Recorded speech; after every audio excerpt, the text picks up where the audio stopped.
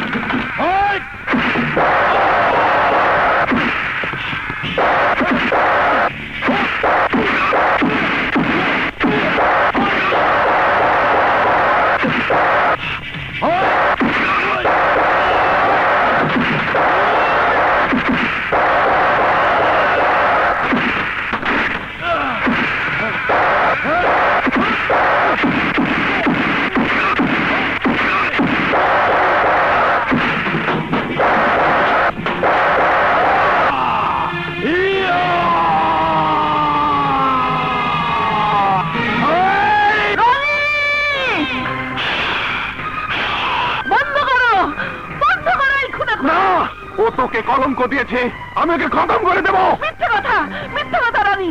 রাজা আমাকে কলঙ্ক দেয়নি, রাজা আমাকে মৃত্যুর হাত থেকে বাঁচিয়েছে। যে খুন তুই করেছিলি সেই খুনের দায়ে আমি ছিলাম ফাঁসির আসামি।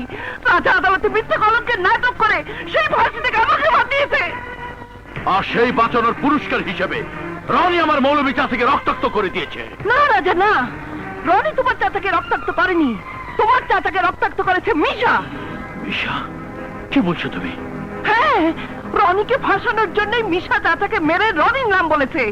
হাসপাতালে চাচাকে দেখতে গিয়ে আমি তার মুখে সব শুনে এলাম। আপা, গাঙ্গুয়াকে মিশা খুন করেছে, আমি খুন করিনি।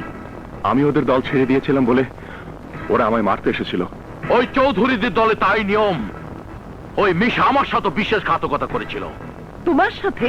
হ্যাঁ, যে পাপ পথে রনি এখন চলছে সেই পাপ পথে রাজা ছিলাম আমি, রাজা মাস্তান। রাজা মাস্তান? রাজা মাস্তান? হ্যাঁ, আমি ছিলাম রাজা মাস্তান। তোমার মতো লক্ষ লক্ষ টাকা কামিয়েছে অন্যায় পথে, কোটি কোটি টাকা বিছিয়ে শুয়ে দেখেছি রনি, কিন্তু একদিনের জন্য শান্তি পাইনি। আরে তুমি কি মাস্তান? এই রাজা মাস্তানের নামে সারা দেশ কাঁপতো, সারা দেশ।